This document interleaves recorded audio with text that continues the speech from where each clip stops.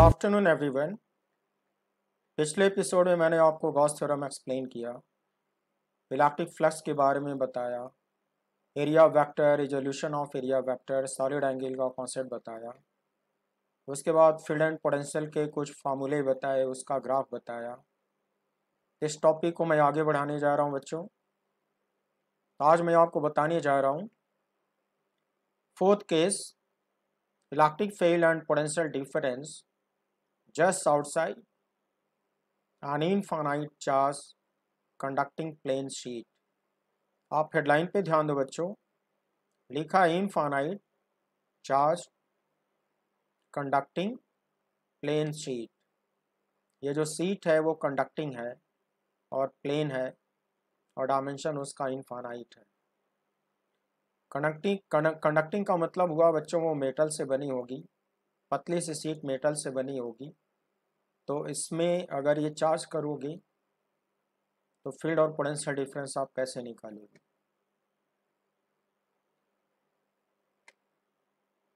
इसको आज मैं एक्सप्लेन करने जा रहा हूँ, आप बहुत ध्यान से देखना बच्चों। ये चार्ज कंडक्टर की प्रॉपर्टी है। ये जो सीट है वो स्क्रीन के प्लेन पर परपेंडिकुलर रखी है, इसलिए साइड से देखने पे सिर्फ थिकनेस दिखाई देगा। मेटल की बनी हुई पतली सी सीट, या अपवर्ड इन्फिनिटी है, डाउनवर्ड इन्फिनिटी है, इनवर्ड इन्फिनिटी है और आउटवर्ड इन्फिनिटी है। ये चार्ज कंडक्टर की प्रॉपर्टी है बच्चों। जब इसको आप चार्ज देते हो या चार्ज करते हो तो चार्ज आउटर सरफेस पे आके रुकता है। अगर इसका साइड का सरफेस इग्नोर किया जाए तो लार्जेस्ट सरफेस इसका राइट साइड में होगा, चार्ज इस पे आके रुकेगा और चार्ज फिर लेफ्ट साइड वाले सरफेस पर आकर रुकेगा। अच्छा, इसके डायमेंशन में या शेप में सिमेट्री है तो फंडामेंटली दोनों तरफ चार्ज इक्वल मैग्नीट्यूड में रुकेगा। तो जो सिग्मा राइट सरफेस के लिए होगा वही सिग्मा लेफ्ट सरफेस के लिए होगा।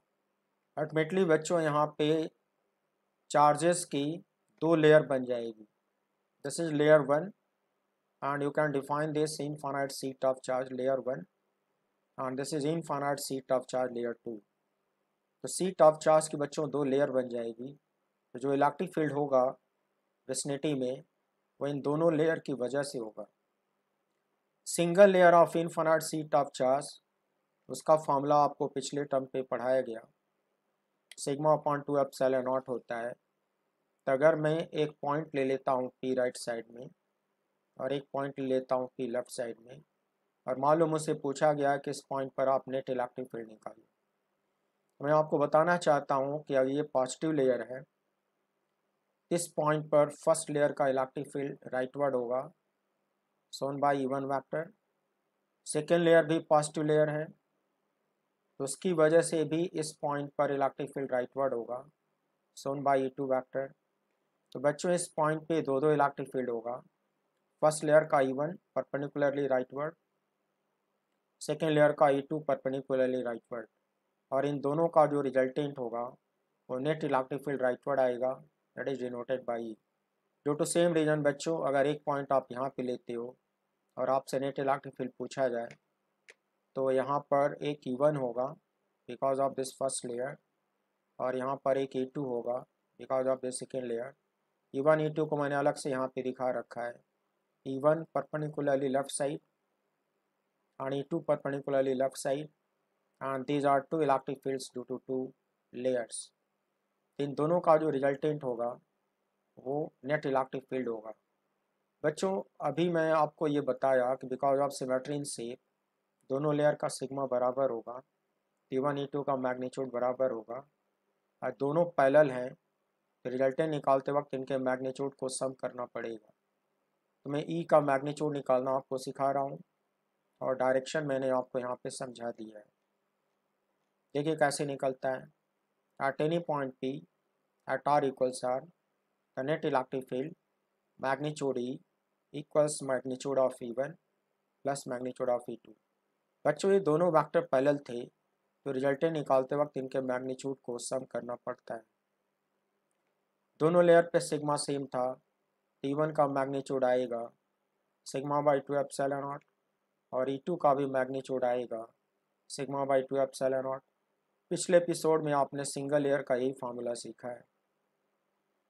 जब दोनों को सम करोगे तो नेट इलेक्ट्रिक फील्ड आएगा sigma upon epsilon not. Done. और जब पोटेंशियल डिफरेंस फार्मूले से डिराइव किया जाता है तो ये फार्मूला आता है minus sigma by epsilon not R2 minus R1। ऐसे बच्चों R1 फर्स्ट पॉइंट का डिस्टेंस है और R2 सेकेंड पॉइंट का डिस्टेंस है, और फर्स्ट पॉइंट पे पोटेंशियल V1 है और सेकेंड पॉइंट पे पोटेंशियल V2 है। तो डिराइव करने पर ये फार्मूला आपको मिलेगा।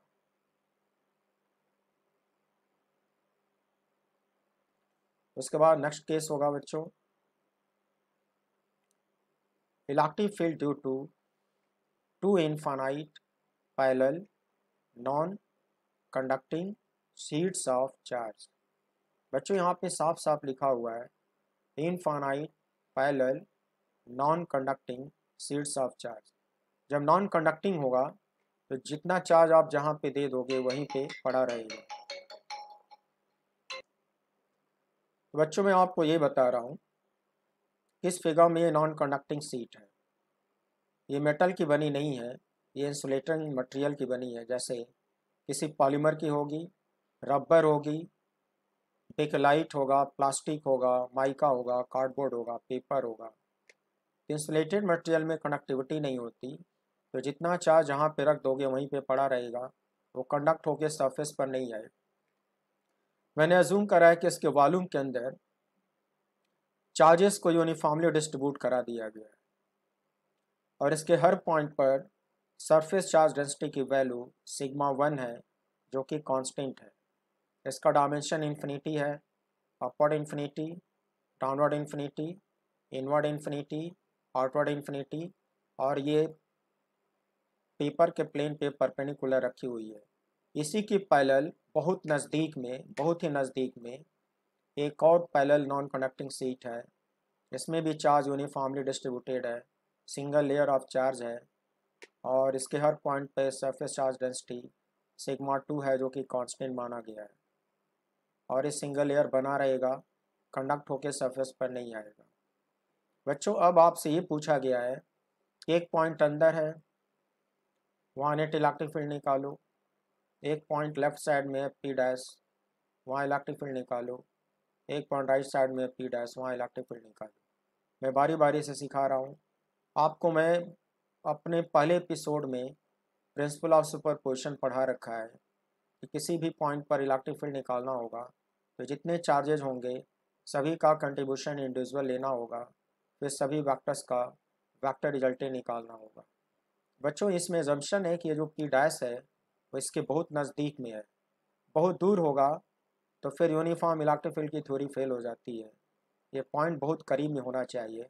आई मीन इस सीट का जो डायमेंशन है, डायमेंशन की तुलना में 100 गुना छोटा डिस्टेंस होना चाहिए। आई मीन अगर इसका डायमेंशन 100 सेंटीमीटर है तो ये डिस्टेंस लेस देन 1 सेंटीमीटर होना चाहिए, तभी यूनिफॉर्म इलेक्ट्रिक फील्ड की थ्योरी काम करेगी। तो हम लोग बच्चों यहाँ पे इलेक्ट्रिक फील्ड निकालेंगे। एक फर्स्ट लेयर सिग्मा 1 का इलेक्ट्रिक फील्ड यहाँ पे राइटवर्ड आएगा, दैट इज E1, और एक सेकेंड लेयर सिग्मा 2 का इलेक्ट्रिक फील्ड यहाँ राइटवर्ड आएगा। जरा सोचो क्यों दोनों राइटवर्ड होंगे, क्योंकि इलेक्ट्रिक फील्ड निकालने का फंडामेंटल मेथड क्या पढ़े हो कि यहाँ पे एक यूनिट पॉजिटिव टेस्ट चार्ज रखा करो, आई मीन +1। जब +1 रखोगे इस लेयर का भी रिपल्सन फोर्स आएगा और इस लेयर का भी रिपल्सन फोर्स आएगा और दोनों रिपल्सन राइटवर्ड होंगे, इसलिए E1 वैक्टर भी राइटवर्ड और E2 वैक्टर भी rightward. Due to same reason बच्चों, अगर लेफ्ट साइड में पॉइंट लेते हो और यहाँ पे +1 रखते हो तो फर्स्ट लेयर का repulsion left side, second layer का भी रिपल्सन लेफ्ट साइड, एक का इलेक्ट्रिक फील्ड E1, दूसरी लेयर का इलेक्ट्रिक फील्ड E2, और इन दोनों का resultant according to principle of superposition वो आपको देगा नेट इलेक्ट्रिक फील्ड। अब एक पॉइंट अंदर ले लो, एजम्पशन है कि ये डिस्टेंस वेरी स्मॉल है, तभी इलेक्ट्रिक फील्ड यूनिफॉर्म होगा। वेरी स्मॉल का मतलब बच्चों, अगर इसका डायमेंशन 100 सेंटीमीटर है तो ये गैप लेस देन 1 सेंटीमीटर होना जरूरी है। तभी यूनिफॉर्म इलेक्ट्रिक फील्ड काम करता है। यहाँ पे +1 रख दो। फर्स्ट लेयर बाईं तरफ है तो उसका रिपल्सन राइटवर्ड आएगा।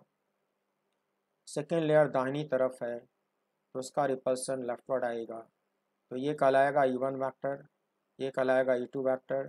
तो बच्चों यहाँ पे दो वैक्टर अपोजिट है तो नेट इलेक्ट्रिक फील्ड इन दोनों के मैग्नीट्यूड का डिफरेंस लेना होगा। जब अपोजिट वैक्टर हुआ करते हैं तो रिजल्टेंट निकालते वक्त मैग्नीट्यूड का डिफरेंस लेना पड़ता है। यहाँ तो डिफरेंस लेंगे, यहाँ पे सम करेंगे और यहाँ पर भी सम करेंगे। तब एनालिसिस देखो, याद रखना कि इस पे सिग्मा 1 है और इस पे सिग्मा 2 है। सिंगल लेयर का फॉर्मूला लगाना होगा बच्चों।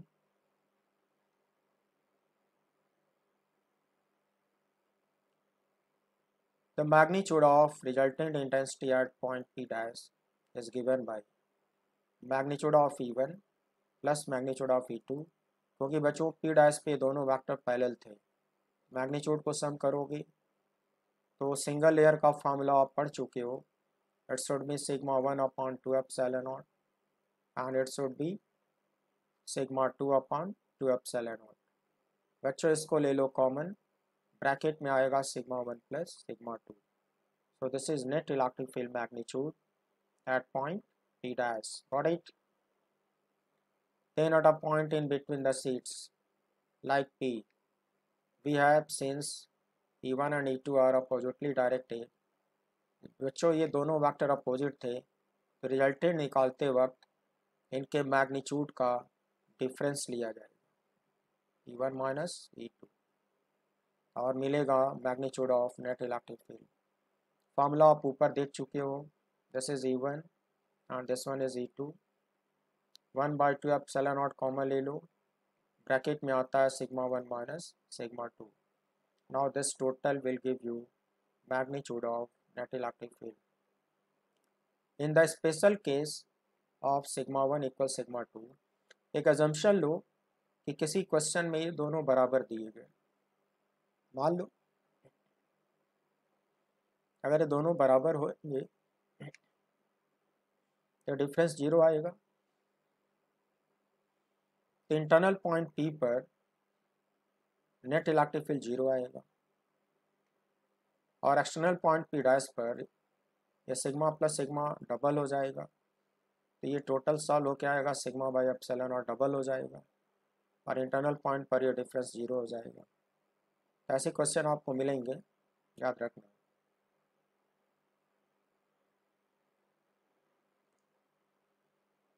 The next case is electric field and potential due to thin spherical shell of uniform charge distribution, conducting or non-conducting। बच्चों इसमें spherical shell of uniform charge distribution दिखाया है। यहाँ पे ये मैटर नहीं करता कि कंडक्टिंग है या नॉन कंडक्टिंग, मेरी बात समझो ठीक से। Given surface charge density sigma equals dq/dA suppose to be constant at every point.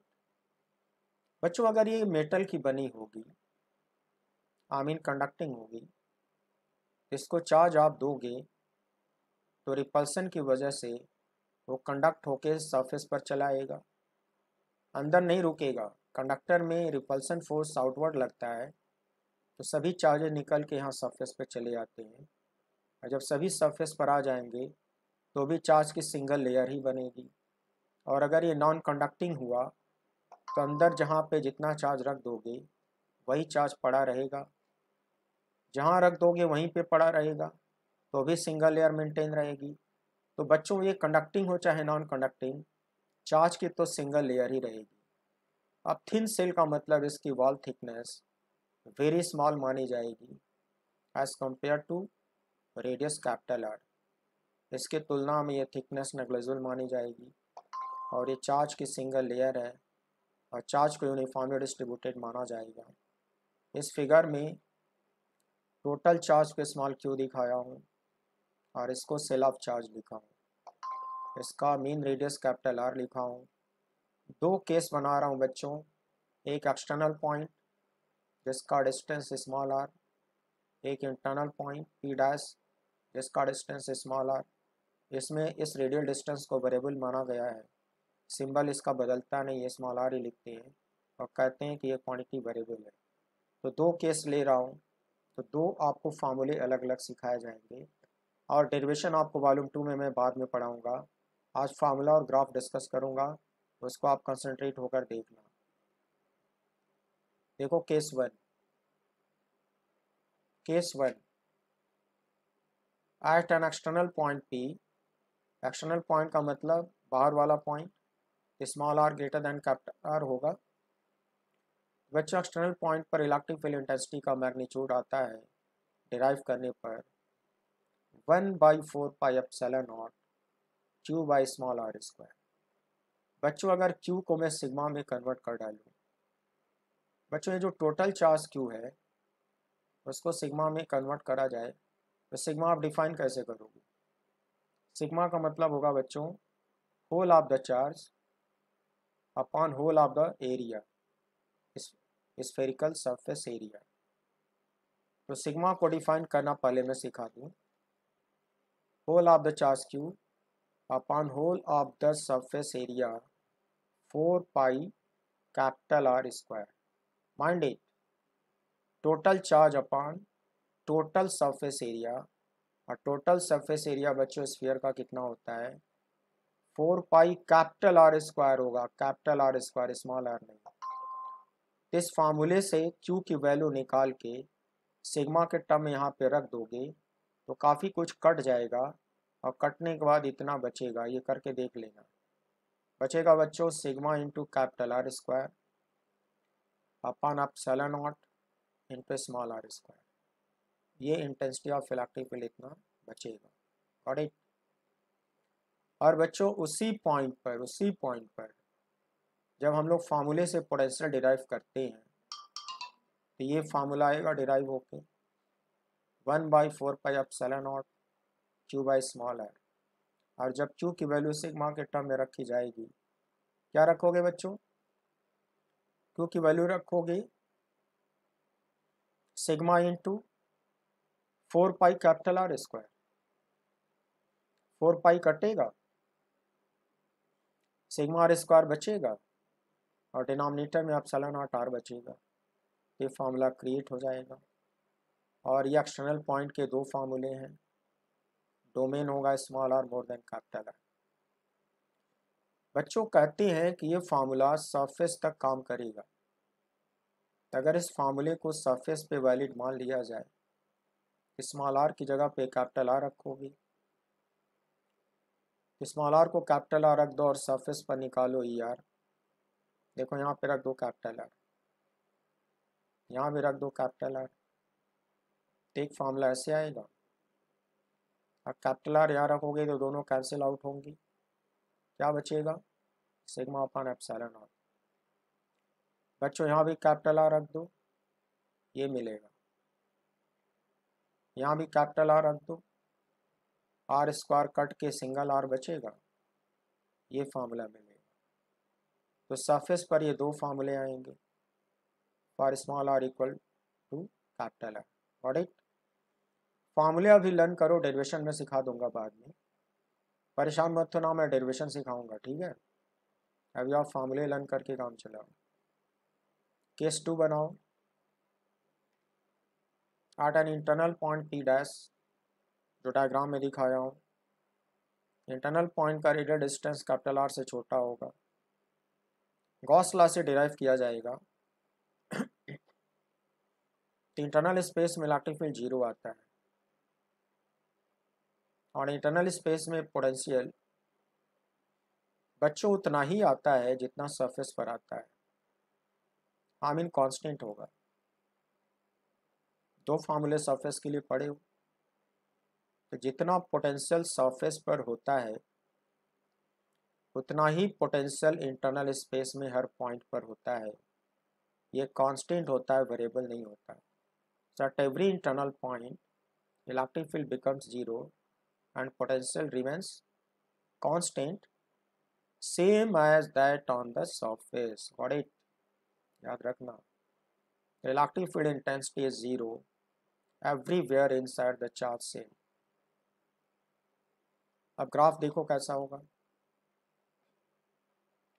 बच्चों ये मैं आपको पढ़ा रहा हूँ अपनी बुक से, इलेक्ट्रोस्टैटिक्स एंड कैपेसिटर्स वॉल्यूम 1 से पढ़ा रहा हूँ। अब इसका राइटअप मैं प्रिपेयर कर रहा हूँ, पब्लिश होने में कुछ टाइम लगेगा, लेकिन मैं राइटअप प्रिपेयर करते जा रहा हूँ और आपको पढ़ाते जा रहा हूँ। देखिए तो बच्चों इलेक्ट्रिक फील्ड का ग्राफ कैसा दिखेगा। अभी अभी आपने डिस्कशन किया है कि इंटरनल स्पेस में इलेक्ट्रिक फील्ड जीरो होएगा। आई मीन जीरो से कैपिटल आर तक इलेक्ट्रिक फील्ड जीरो होगा। लेकिन एक्सटर्नल स्पेस में जो आपने फार्मूला डिस्कस किया है वो था inversely proportional to small R square. बच्चों में पिछले एपिसोड में थोड़ा आइडिया दिया हो, ये जो इन्वर्स रिलेशन होता है रेक्टेंगुलर हाइपरबोला होता है। तो रेक्टेंगुलर हाइपरबोला होगा, इसका ग्राफ डिक्रीजिंग कॉन्केव अपसाइड आएगा। तो बच्चों एक्सटर्नल स्पेस में जो फार्मूला दिया है उस फार्मूले में स्मॉल आर को कैपिटल आर रखोगे तो यहाँ पर इलेक्ट्रिक फील्ड की राइट लिमिट आएगी और वो राइट लिमिट ई आर कल आएगी, और ये मैं आपको निकाल के ऊपर दे चुका हूँ। ये ई आर राइट लिमिट कल आएगी। अब बच्चों अंदर वाले स्पेस में इलेक्ट्रिक फील्ड जीरो होगा तो इलेक्ट्रिक फील्ड की लेफ्ट लिमिट यहाँ पे जीरो आएगी। बच्चों लेफ्ट लिमिट राइट लिमिट देखो जंप कर गया। जब ग्राफ मैथ में पढ़ोगे, आपके बाटी जब पढ़ाएंगे, जब कोई भी ग्राफ किसी पॉइंट पे अचानक से जंप करता है तो उस फंक्शन को डिसकंटिन्यूअस मानते हैं। इलेक्ट्रिक फील्ड फंक्शन सरफेस पे डिसकंटिन्यूअस हुआ क्योंकि लेफ्ट लिमिट तो जीरो है और राइट लिमिट इसका ई आर है। इसका फार्मूला ऊपर बना के दे चुका हूँ। ये तो ग्राफ हो गया, इसको रटे रहो। बच्चों पोटेंशियल के दो फार्मूले बताया, वहाँ सिखाया कि इंटरनल स्पेस में पोटेंशियल कांस्टेंट होता है और उतना ही होता है जितना सरफेस पर होता है। तो सरफेस पर ऊपर पोटेंशियल निकाल के वी आर दिखा चुका हूँ, और वो वी आर की वैल्यू अंदर हर पॉइंट पर कांस्टेंट होगा तो ग्राफ हॉरिजॉन्टल आएगा। और आउटर स्पेस में ये रेक्टेंगुलर हाइपरबोला था, फार्मूला फिर से देख लो। बच्चों आउटर स्पेस में ये फार्मूला था V inversely proportional to small R. यहाँ भी देखोगे तो ये वेरिएबल है inversely proportional to small R. ये होगा रेक्टेंगुलर हाइपरबोला। बच्चों एक्सटर्नल पॉइंट पे पोटेंशियल का ग्राफ डिक्रीजिंग कॉनकेव अपसाइड आता है, inversely proportional to small R, मतलब स्मॉल आर बढ़ेगा पोटेंशियल घटेगा। तो ये है डिक्रीजिंग कॉनकेव अपसाइड, ये है रेक्टेंगुलर हाइपरबोला। बच्चों फिजिक्स में पोटेंशियल का नेचर एक कंटिन्यूस फंक्शन की तरह होता है। तो ये पोटेंशियल यहाँ पे एक कंटिन्यूस फंक्शन दिखाया गया है। इलेक्ट्रिक फील्ड डिसकंटिन्यूस हो जाता है लेकिन पोटेंशियल कंटिन्यूस होता है फिजिक्स में।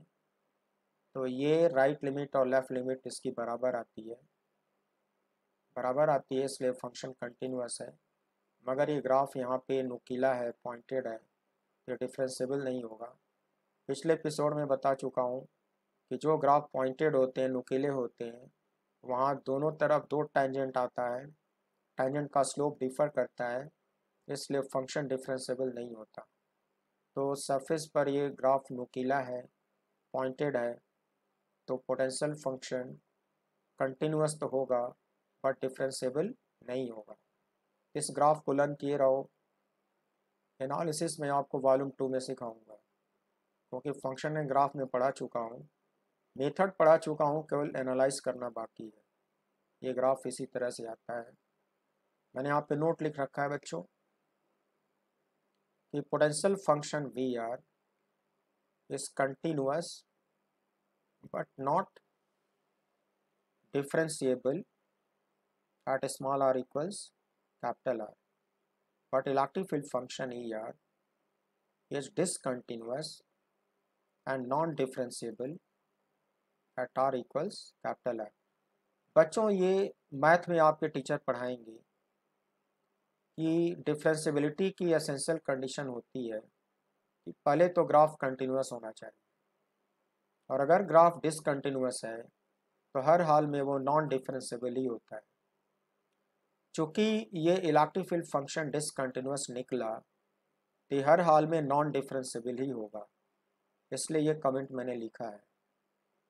क्योंकि डिफरेंशिएबल होने के लिए पहले तो कंटिन्यूअस होना चाहिए, कंटिन्यूअस, और उसके बाद यहाँ स्मूथ कर्व होना चाहिए, नुकीला नहीं होना चाहिए, स्मूथ कर्व, तब जाके वो डिफरेंशिएबल होगा। लेकिन अगर डिसकंटिन्यूअस है तो हर हाल में नॉन डिफरेंशिएबल होगा, इसलिए बच्चों ये लाइन यहाँ पे लिखा हुआ है। So electric field function is discontinuous and non-differentiable at small r equals capital R. Potential function is continuous but non-differentiable at small r equals capital R. बच्चों ये स्टेटमेंट सभी कंपटीशन में कई बार पूछा हुआ है, समझ लो और लर्न कर लो, काम आएगा तुम्हें।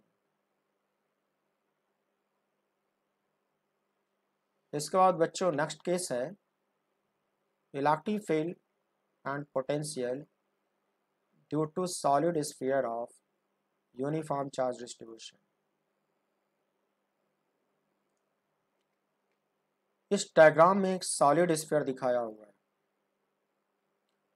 कंडीशन है कि इसके इंटरनल वॉल्यूम में हर पॉइंट पर चार्ज का डिस्ट्रीब्यूशन यूनिफॉर्म है, रेडियस इसका कैपिटल आर है। यूनिफॉर्म डिस्ट्रीब्यूशन का मतलब ये हुआ कि अंदर कोई छोटा सा वॉल्यूम ले लिया जाए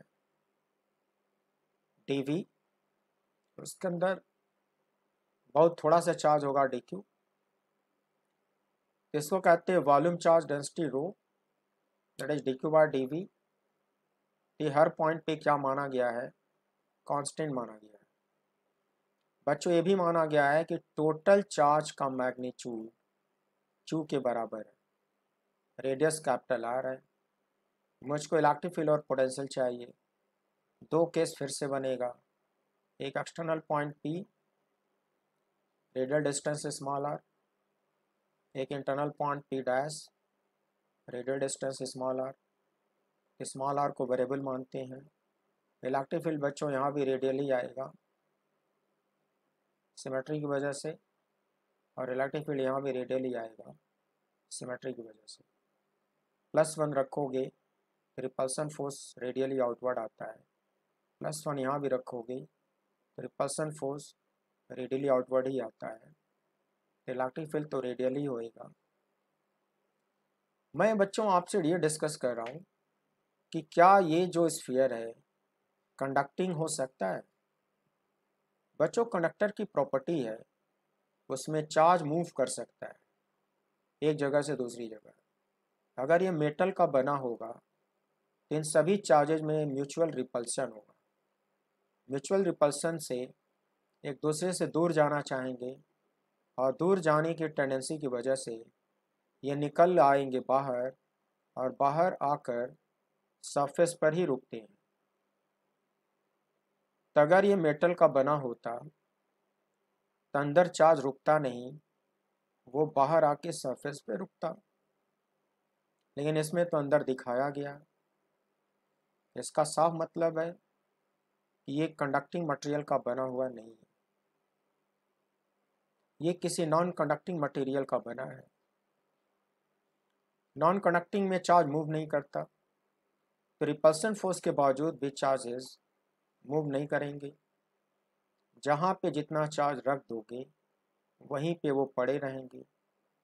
ये डिस्ट्रीब्यूशन जो दिखाया हूँ बच्चों, ये नॉन कंडक्टिंग स्फीयर में ही पॉसिबल है।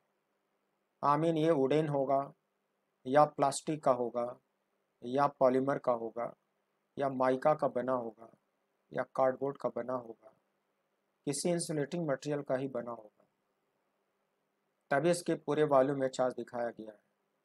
अब हम लोग फॉर्मूले डिस्कस करें। Whole of the charge contain is Q, right.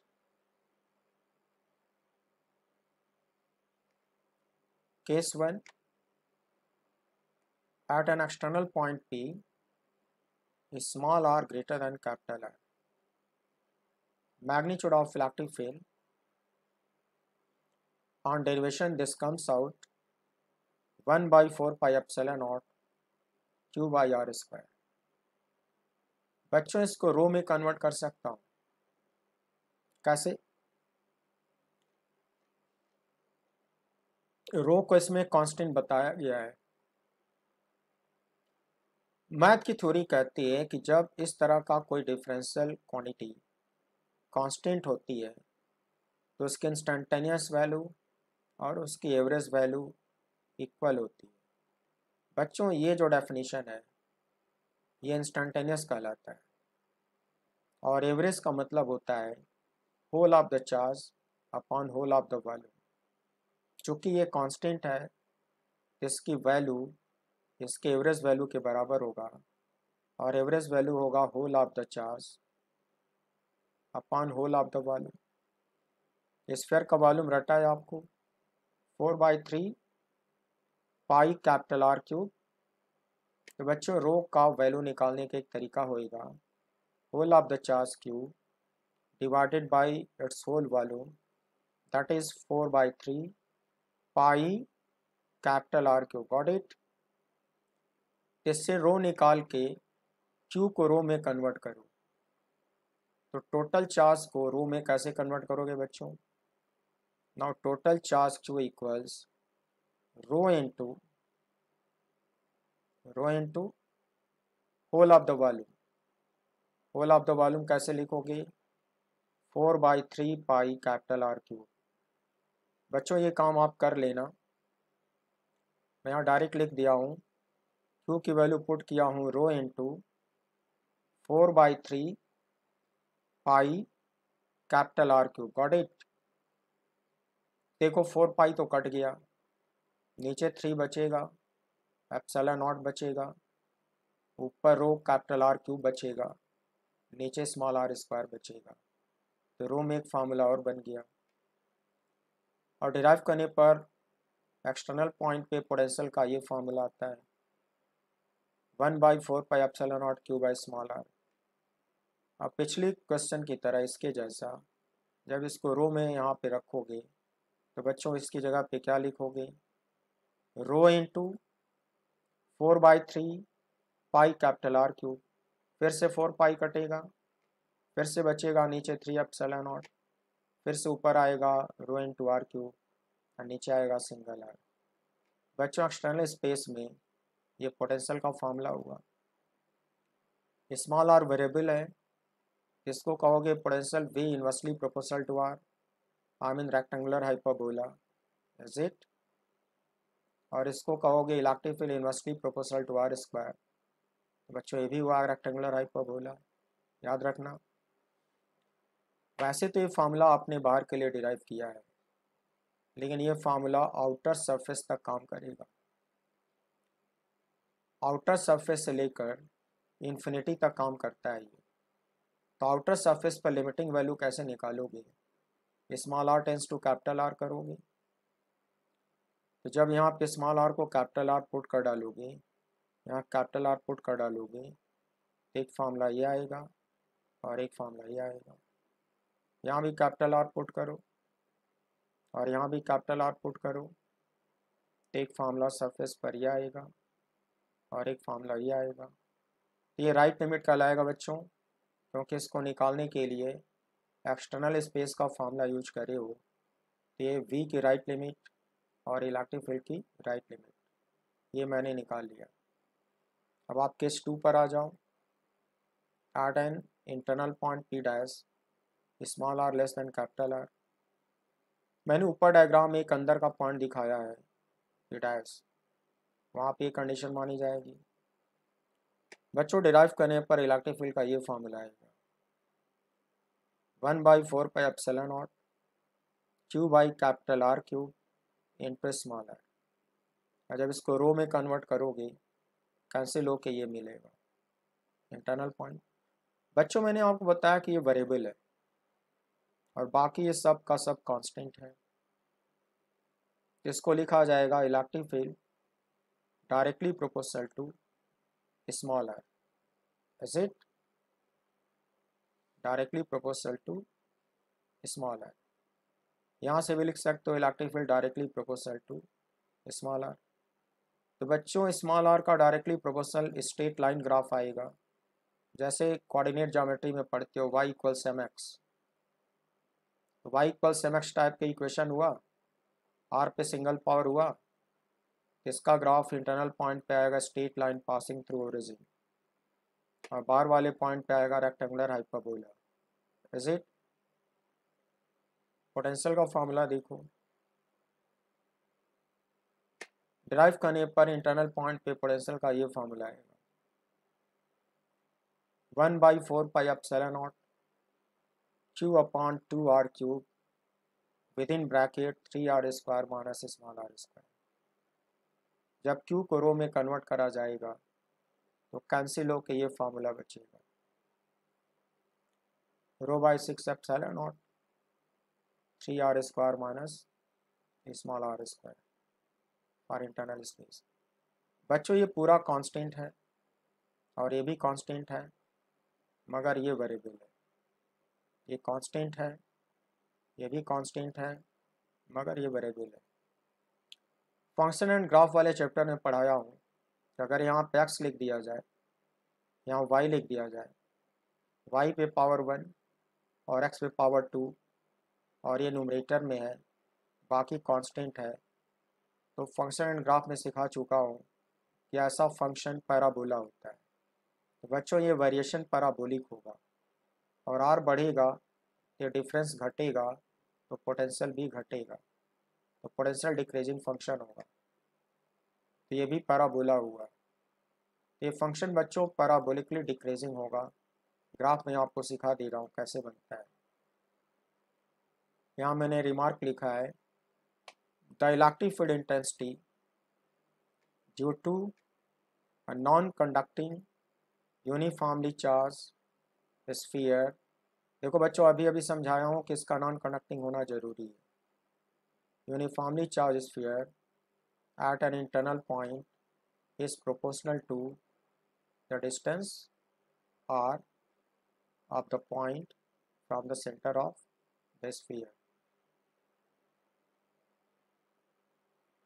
बच्चों ऊपर जो मैंने फार्मूला निकाला है, इलेक्ट्रिक फील्ड आया था directly proportional to small R आया था, वही यहाँ पे स्टेटमेंट में लिखा हुआ है ना। तब ग्राफ देखो कैसा आएगा। 0 से कैपिटल आर को इंटरनल स्पेस मानते हैं, इंटरनल स्पेस में ये फंक्शन आया था, इसका ग्राफ आता है straight line passing through origin. बच्चों जो फार्मूला मैंने ऊपर दिया है उसमें स्मॉल आर की जगह पे कैपिटल आर रखोगे तो आर की वैल्यू आएगी, और इसमें स्मॉल आर की जगह पे कैपिटल आर रखोगे तो आर की वैल्यू निकाल के दिखा चुका हूँ। तो तुम क्या है कि कंपेयर करोगे तो पता चलेगा किस पॉइंट पर आर की लेफ़्ट लिमिट और आर की राइट लिमिट दोनों इक्वल आती है, दोनों लिमिट बराबर आती है तो ये ग्राफ कंटिन्यूअस होता है, जंप करने की नौबत नहीं आती। मगर ये हाइपरबोला है, ये डिक्रीजिंग कॉन्केव दिखेगा, ये लीनियर है तो इंक्रीजिंग स्ट्रेट लाइन दिखेगा, ये ग्राफ पॉइंटेड दिखेगा मगर कंटिन्यूअस दिखेगा, और सरफेस पर इलेक्ट्रिक फील्ड आर ऊपर निकाला हूँ तो मैक्सिमम आता है। Is it? ये फंक्शन कंटिन्यूअस तो है मगर नुकीला है, पॉइंटेड है, इसको डिसकंटिन्यूअस मानोगी। फिर पोटेंशियल का ग्राफ, 0 से कैपिटल आर इंटरनल स्पेस हुआ। ऊपर फार्मूला डिस्कस किया हूँ कि इंटरनल स्पेस में पोटेंशियल पैराबोलिकली डिक्रीजिंग आता है। एनालाइज करने पर बच्चों ये ग्राफ तो डिक्रीजिंग आएगा, पैराबोलिक आएगा और देखने में कॉन्वेक्स अपसाइड आएगा। एनालिसिस में आपको फंक्शन एंड ग्राफ में पढ़ाया हूँ, करके दिखाऊंगा बाद में, वॉल्यूम 2 में दिखाऊंगा। ये डिक्रीजिंग है, कॉन्वेक्स अपसाइड है और पैराबोलिक है इंटरनल स्पेस। जब हम लोग कैपिटल आर से बाहर आते हैं तो ये एक्सटर्नल स्पेस होता है। एक्सटर्नल स्पेस में फार्मूला रेक्टेंगुलर हाइपरबोला आया हुआ है तो उसका ग्राफ डिक्रीजिंग कॉन्केव दिखता है, वो दिख रहा है। बच्चों एक खास बात और है कि जब हम लोग सरफेस पर v का लेफ़्ट लिमिट निकालते हैं और v का राइट लिमिट निकालते हैं तो सरफेस पर दोनों लिमिट बराबर आते हैं। यहाँ सरफेस पर दोनों लिमिट बराबर आते हैं, इक्वल टू वी आर आता है, इसलिए ग्राफ कंटिन्यूअस यहाँ पे दिख रहा है। अब बच्चों अगर मैं स्लोप की लिमिट निकालूँ, इस ग्राफ का जो स्लोप होगा कैलकुलस में क्या होगा बच्चों, dv by D small R होगा, dv बाई डी आर होगा स्लोप। तो अंदर के फार्मूले और बाहर के फार्मूले दोनों को डिफ्रेंशिएट करके dv बाई डी आर निकाल के स्लोप की लेफ्ट लिमिट और स्लोप की राइट लिमिट निकालेंगे तो दोनों इक्वल आता है, इसलिए यहाँ नुकीला ग्राफ नहीं होता है, स्मूथ कर्व होता है और कहते हैं कि ये जो फंक्शन है वो डिफरेंशिएबल है। ये ग्राफ यहाँ पे स्मूथ कर्व आता है बच्चों, नुकीला नहीं आता और कंटिन्यूस आता है। सरफेस पर v की वैल्यू vr होगी और अगर सेंटर पे आते हो तो सेंटर पे स्मॉल r को 0 लिखोगे तो यहाँ पे जो पोटेंशियल सेंटर पे मिलता है वो 3/2 VR आता है। आई मीन VR की तुलना में 3/2 टाइम्स ज़्यादा आता है। अभी मैं ऊपर दिखा दे रहा हूँ क्यों ऐसा आ रहा है।